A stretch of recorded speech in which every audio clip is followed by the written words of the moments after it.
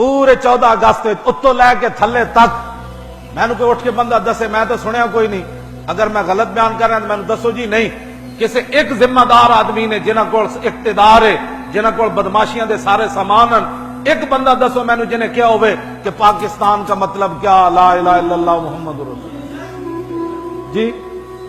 دسو مینو کسی ایک نے نعرہ لایا ہوئے کہ پاکستان اس لیے بنا تھا؟ بس صرف جناب جی پریڈ ہو رہی ہے، جی جھنڈا لہرایا جا رہا ہو، دسو میں پریڈ کیوں ہو رہی، اور دسو میں قائد اعظم 18 لاکھ بندے کیوں شہید کروائے، اور دسو 70,000 مسلمانوں دیا کڑیاں کیوں چک کے لے گئے ایسے ہندو، اور دسو مسلمان اپنی دھیاں دے گلے کیوں کٹے، دسو مسلمانوں دیا دھیاں دریاواں تے کھوئیں وچ کیوں چھال ماری، اے دسو نہ ساری قوم نو، مڑ کے کہندے ہو پاکستان روٹی کے لیے بنا،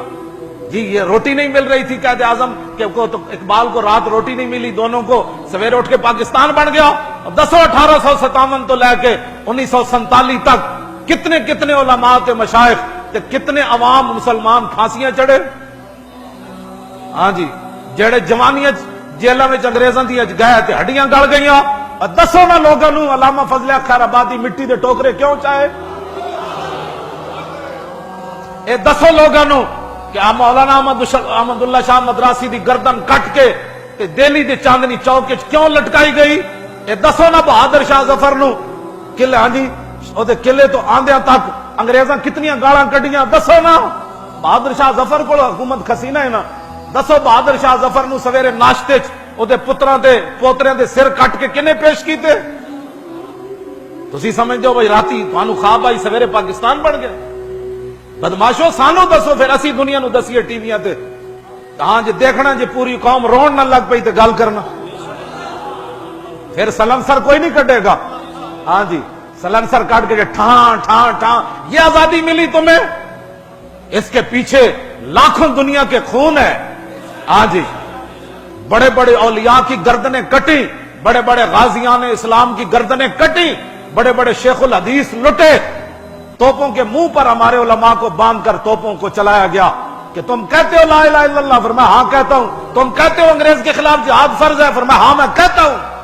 حضرت ابو سفیان ویکھ کے کیسی جدوں لرزہ ہر طرف لرزہ تاری، 3.5 لاکھ فوج سی رومیاں دی، صحابہ دی تعداد صرف 35,000 سی، تے جدوں ویکھیا نا ہر صحابی نے خطبہ دیتا تاکہ مسلمانوں دے جذبے بلند رہن، آخر جدوں حضرت ابو سفیان ویکھیا کہ گل نہیں بن رہی تے آپ نے فرمایا ھذا رسول اللہ، فرمایا پریشان کیوں ہو، یہ رسول اللہ بھی جلوہ کر رہے ہیں یہاں، اے ھذا اشارہ قریب واسطے، ذالک کیوں جی مولانا یہ عربی دا قاعدہ ہے، ذالک دور واسطے، وہ رسول اللہ، یعنی یہ نہیں تھا کہ بھائی رسول اللہ اپنے روزہ انور کے اندر جلوہ گر ہیں وہ دیکھ رہے ہیں مدد ہوگی، کہا نہیں نہیں نہیں ھذا رسول اللہ، میں اپنی آنکھوں سے دیکھ رہا ہوں رسول اللہ کو یہاں کھڑے، اینج عیسائی انجیل لے کے انہوں دے پادری تے پوپ اپنی فوج دے اگے اگے اچھی اچھی آواز نال انجیل پڑھ رہے سن، تے معاذ بن جبل جدوں ویکھیا تے کہا یا اللہ اے کی بن گیا، یعنی وہ اپنی کتاب پڑھ کے وہ باہر رہے سن، پھر معاذ بن جبل بھی قرآن پڑھیا، پھر ابی بن کعب بھی قرآن پڑھیا، سب تو بڑے قاری جنہاں رسول اللہ نو قرآن حضور نے انہاں نو قرآن سنایا سی، تے اللہ نے نام لے سی ابی بن کعب نو قرآن سناؤ، تے ابی بن کعب رو پے سن، یا اللہ سمانی، یا اللہ یا رسول اللہ اللہ میرا نام لیا، تے حضور نے فرمایا اللہ نے نام لیا ابی بن کعب نو قرآن سناؤ، ابی بن کعب بھی اتنے اچھا قرآن پڑھیا،